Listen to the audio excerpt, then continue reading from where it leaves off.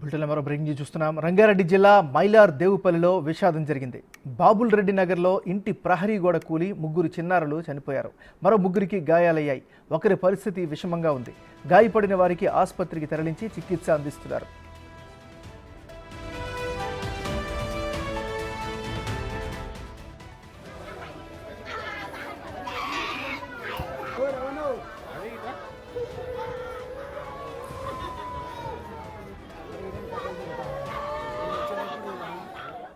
గోడ కూలిన ప్రాంతంలో విషాద ఛాయలు అలుముకున్నాయి. పూర్తి వివరాలు మా ప్రతినిధి సంఘటనా స్థలం నుంచి సుజాత అందిస్తారు. సుజాత, చెప్పండి, అక్కడ తాజా పరిస్థితి ఏంటి? దర్యాప్తు ఎలా సాగుతుంది? అక్కడ పోలీసులు ఏం చెప్తున్నారు? గాయపడిన వారి పరిస్థితి ఏంటి? పల్లిలో ఉన్నటువంటి ప్రహరీ గోడ కూలి ఉదయం పూట అంటే 10 గంటల ప్రాంతంలో నలుగురు ఆడపిల్లలు చిన్న పిల్లలు ఒక బాలుడు ఆడుకుంటున్నటువంటి సమయంలో రాత్రి కురిసినటువంటి చిన్నపాటి వర్షానికి ఈ గోడ పూర్తిగా నాని మనం విజువల్స్ లో చాలా క్లియర్ గా చూడొచ్చు. ఎందుకంటే మనం చూస్తున్నటువంటి గోడ అంతా కూడా మట్టినే కనిపిస్తుంది. మట్టితో కట్టినటువంటి ఈ గోడ ఎప్పుడో కొన్ని సంవత్సరాల క్రితం నిర్మించినటువంటి ఈ ఇల్లు ఏదైతే ఉందో ఈ గోడకి సంబంధించి ఇక్కడే ఈ చుట్టుపక్కల ఉన్నటువంటి ప్రహరీ గోడ అంతా కూడా ఈ మధ్య కట్టినటువంటి ప్రహరీ గోడ అయినప్పటికీ పాత గోడ ఏదైతే ఉంటుందో ఆ గోడ మొత్తం కూడా నానిపోయి, ఎందుకంటే ఇప్పటికే పాత నిర్మాణాలు ఎక్కడైతే ఉంటాయో ఆ నిర్మాణాలన్నిటిని కూడా ఒక పక్క అధికారులు కూల్చివేస్తున్నారు. ఎందుకంటే ఇలాంటి ఘటనలు జరగకుండా ఉండడానికి. కానీ ఈ గోడ ఏదైతే ఉందో మనం చాలా క్లియర్ గా చూడొచ్చు. ఎందుకంటే మొత్తం కూడా బ్యాక్ సైడ్ ఉన్నటువంటి ఈ గోడకి ఇది వేరే ఇంటి గోడ అయినప్పటికీ కూడా మట్టి గోడ ఒకసారి మనం చాలా క్లియర్ గా చూస్తున్నాము. చాలా ప్రమాదకరంగా ఉన్నటువంటి ఈ గోడలు కూల్చివేయకపోవడం వల్ల ఇలాంటి ఘటనలు తరచూ జరుగుతున్నాయనే చెప్పుకోవచ్చు.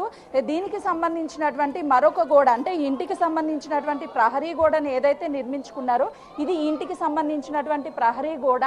ఈ గోడ పక్కనున్నటువంటి గోడ కూలడంతో వెంటనే ఈ ప్రహరీ గోడ మీద వెయిట్ పడి ఈ గోడంతా కూడా కూలింది.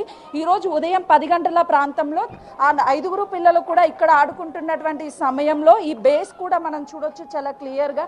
ఎందుకంటే ఈ బేస్ కానీ ఒకవేళ చాలా స్ట్రాంగ్ గా ఉన్నట్లయితే ఆ వెనుక ఉన్నటువంటి గోడ ఏ గోడ అయితే ఉందో ఆ వెనుక గోడ కానీ దీని మీద పడకపోతే ఖచ్చితంగా కూడా పిల్లలకి ఏమయ్యి ఉండేది కాదు.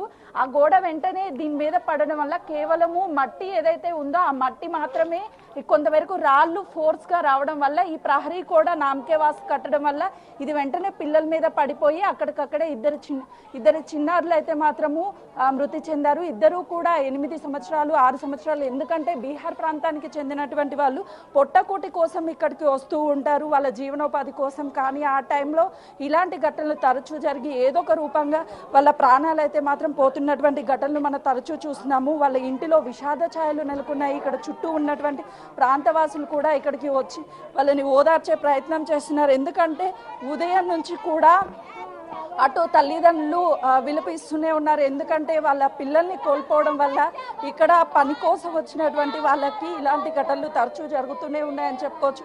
చుట్టుపక్కల ఉన్న వాళ్ళంతా కూడా ఇప్పటికే అటు డిఆర్ఎఫ్ టీం వచ్చి ఇక్కడికి ఈ ఘటనకి సంబంధించినటువంటి అంతా కూడా పరిశీలించారు. మరోవైపు స్థానిక పోలీసులు కూడా కేసు నమోదు చేసుకొని ఇప్పటికే మరొక ముగ్గురు అంటే అందులో ఇంకొక 2 ఆడపిల్లలు ఉన్నారు. ఆ పిల్లలు ఇంకొక బాబుతో ఉస్మానియా హాస్పిటల్కి తరలించారు. వాళ్ళ పరిస్థితి కూడా కొంతమేరకు అయితే మాత్రం సీరియస్ గా ఉందని చెప్తున్నారు. ప్రస్తుతం చూస్తున్నాం కదా, వాళ్ళ కుటుంబ సభ్యులు అయితే మాత్రము మీడియాతో మాట్లాడించే ప్రయత్నం చేద్దాము. ఈ సందర్భం కరెక్ట్ కాకపోయినప్పటికీ కూడా వాళ్ళ బాధని కొంతమేరకు అయితే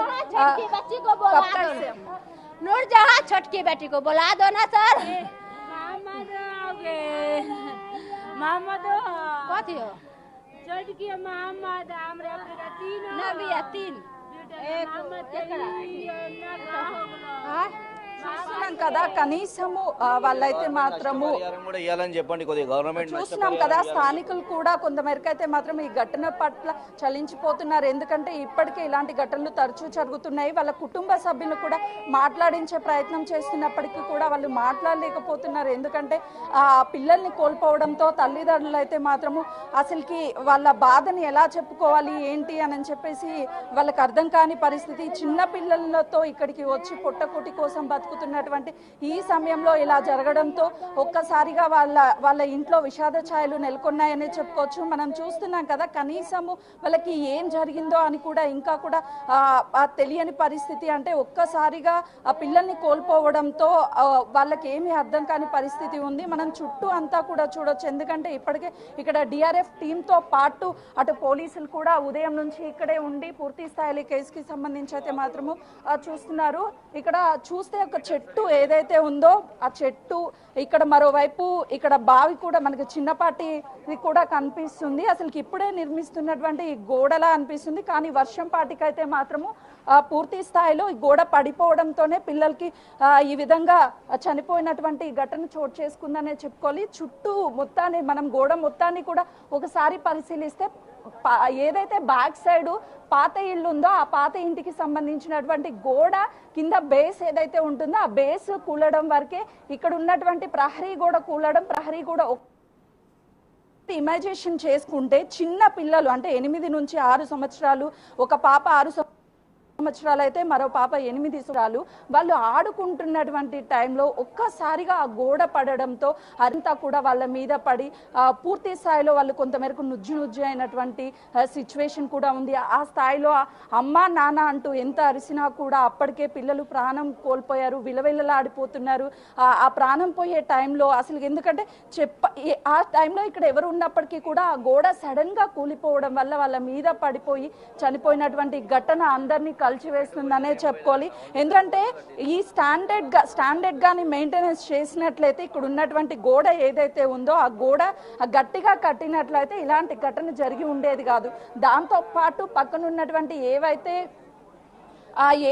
గోడలు ఉన్నాయో ఆ గోడలు కూడా కొంతమేరకు స్టాండర్డ్ లేకపోవడమే దీనికి ప్రధాన కారణంగా చెప్పుకోవచ్చు. ఇప్పటికే ఆ 3 పిల్లల పరిస్థితి కూడా విషాదంగా ఉందని చెప్తున్నటువంటి పరిస్థితి ఉంది. Thank you Sujatha.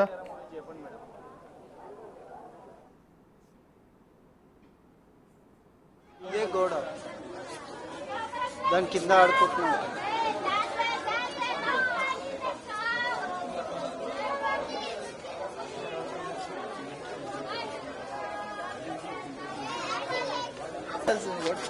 చూసాడు కింద